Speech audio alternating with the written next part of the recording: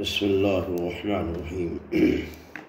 اگر کسی نے بھول کر کے کچھ کھا لیا یا پانی پی لیا یا جمع کیا تو اس سے اس کا روزہ فاسد نہیں ہوگا، خواہ وہ روزہ فرض کا ہو یا نفل کا ہو، اور روزے کی نیت سے پہلے اس نے یہ کام کیا ہو یا بعد میں، کسی صورت میں روزہ نہیں جائے گا جبکہ بھول کے کیا ہو۔ مگر اگر کسی نے یاد دلایا اور یاد دلانے پر بھی اسے یاد نہ آیا کہ وہ روزہ ہے تو ضرور اب روزہ اس کا فاسد ہو جائے گا، ٹوٹ جائے گا۔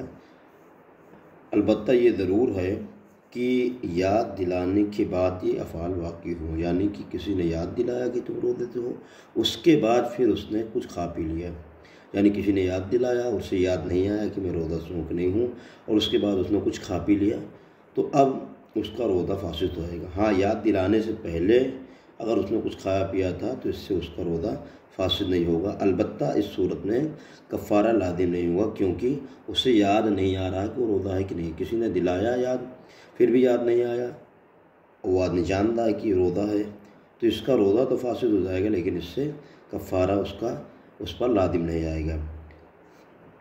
البتہ روزے دار کو اگر کوئی یہ کرتے دیکھے، یعنی کھاتے پیچھے دیکھ لے، تو چاہیے کہ اسے یاد دلائے، اور یہ یاد دلانا واجب ہے۔ اگر یاد نہیں دلائے گا تو گنہگار ہوگا، ٹھیک ہے۔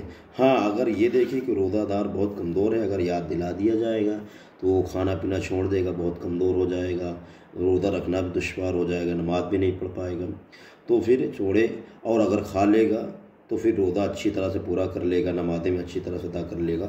تو ایسی صورت میں بارے شریعت میں مسئلہ یہی ہے کہ یاد نہ دلائے۔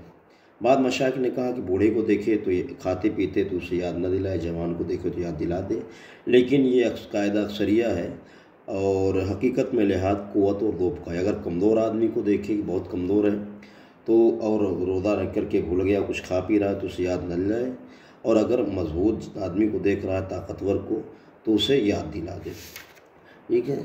اور یہ یاد دلانا واجب ہے۔ یہی مسئلہ در مختار میں اور رد المختار کے اندر دونوں جگہ کتاب الصوم باب ما یفسد الصوم و ما لا یفسدہ جلد نمبر 3 پہ موجود ہے۔ واللہ تعالی اعلم۔